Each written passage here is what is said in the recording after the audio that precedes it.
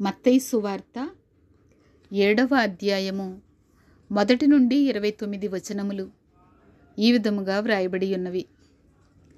ఇతరులకు తీర్పు తీర్చవద్దు, అప్పుడు మిమ్మల్ని తీర్పు తీర్చరు. మీరు ఎలా తీర్పు తీరుస్తారో అలాగే మీకు తీర్పు జరుగుతుంది. మీరు ఏ కొలతతో కొలుస్తారో ఆ కొలత ప్రకారమే మీకు దొరుకుతుంది. నీ కంటిలో ఉన్న దొంగను గమనించుకోకుండా నీ సాటి మనిషి కంటిలోని నలుసు ఎందుకు చూస్తావు? నీ కంటిలో దొంగను ఉంచుకొని నీ సోదరునితో నీ కంటిలోని నలుసు తీయనివ్వు అని ఎలా చెబుతావు? కపట వేషధారి, మొదట నీ కంటిలో ఉన్న దొంగను తీసివేసుకో. అప్పుడు నీ సోదరుని కంటిలో ఉన్న నలుసు తీసివేయడానికి అది నీకు స్పష్టంగా కనబడుతుంది. పవిత్రమైన దాన్ని కుక్కలకు పెట్టవద్దు. మీ ముత్యాలు పందుల ముందు వేయవద్దు. అలా చేస్తే అవి వాటిని కాళ్ళతో తొక్కేసి తరువాత మీ మీద పడి మిమ్మల్ని చీల్చివేస్తాయేమో. అడగండి, మీకు ఇవ్వబడుతుంది. వెదకండి, మీకు దొరుకుతుంది. తట్టండి, మీకు తలుపు తీయబడుతుంది. అడిగే ప్రతి వాడికి లభిస్తుంది. వెదికేవాడికి దొరుకుతుంది. తట్టేవాడికి తలుపు తెరుచుకుంటుంది. మీలో ఎవరైనా తన కొడుకు రొట్టె అడిగితే వాడికి రాయినిస్తాడా? లేక వాడు చేపను అడిగితే పామునిస్తాడా? మీరు చెడ్డవారు అయినా మీ పిల్లలకు మంచి బహుమతులు ఇవ్వాలన్న సంగతి తెలుసు కదా. అలాంటప్పుడు పరలోకములో ఉన్న మీ తండ్రి తనను అడిగేవారికి అంతకంటే మంచి బహుమతులు ఖచ్చితంగా ఇస్తాడు.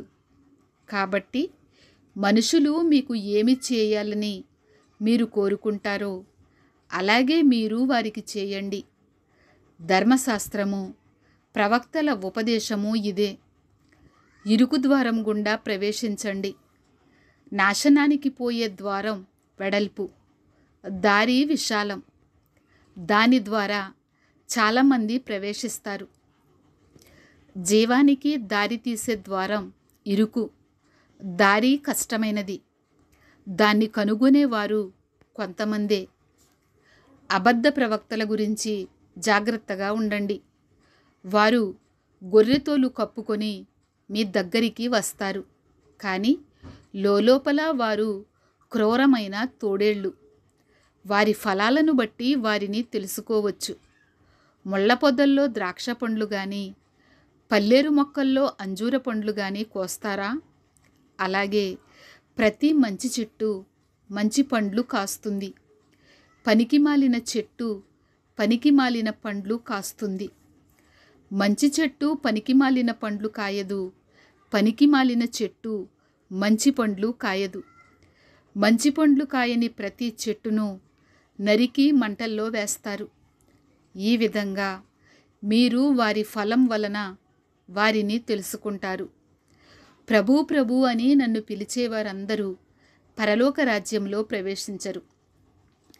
పరలోకంలో ఉన్న నా తండ్రి ఇష్ట ప్రకారం చేసేవారే ప్రవేశిస్తారు. ఆ రోజున చాలామంది నాతో, ప్రభు ప్రభు, మేము నీ పేరున ప్రవచించలేదా? నీ నామంలో దయ్యాలను వెళ్ళగొట్టలేదా? నీ నామంలో చాలా అద్భుతాలు చేయలేదా అంటారు. అప్పుడు నేను, దుర్మార్గులారా, మీరెవరో నాకు తెలియనే తెలియదు. నా దగ్గర నుండి వెళ్ళిపోండి అంటాను. కాబట్టి ఈ నా మాటలు విని వాటి ప్రకారం జీవించేవాడు రాతి నేల మీద తన ఇల్లు కట్టుకున్న తెలివిగలవాడిలాగా ఉంటాడు. వాన కురిసింది, వరదలు వచ్చాయి, పెనుగాలులు ఆ ఇంటి మీద వీచాయి. దాని పునాది బండ మీద వేశారు కాబట్టి అది పడిపోలేదు. నా ఈ మాటలు విని వాటి ప్రకారం చేయని ప్రతివాడు ఇసుక మీద తన ఇల్లు కట్టుకున్న తెలివిలేని వాడిలా ఉంటాడు. వాన కురిసింది, వరదలు వచ్చాయి, గాలులు వీచి ఆ ఇంటి మీద కొట్టాయి. అప్పుడది కూలిపోయింది. అది ఘోరమైన పతనం. యేసు ఈ మాటలు చెప్పి ముగించినప్పుడు ప్రజలు ఆయన బోధకు ఆశ్చర్యపడ్డారు. ఎందుకంటే ఆయన వారి ధర్మశాస్త్ర పండితుల్లా కాక అధికారం గలవాడిలాగా వారికి బోధించాడు. డియర్ ఫ్రెండ్స్, ఈ అధ్యాయంలో యేసు మనకు దేవుని రాజ్యంలో ఉండే నిజమైన నీతిని బోధించారు. ఈ అధ్యాయం మనకేమని చెప్తుంది? ఇతరులకు తీర్పు తీర్చకూడదు అని. మనం ఏదైనా అడిగితే దేవుడు తప్పకుండా ఇస్తాడని మనం విశ్వాసం కలిగి ఉండాలి. మరి ఆయన వాక్యాల మీద మనం మన జీవితాన్ని కట్టుకోవాలి.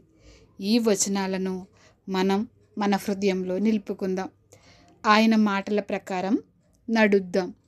ఆయన కొరకై మనం వేచి చూద్దాం.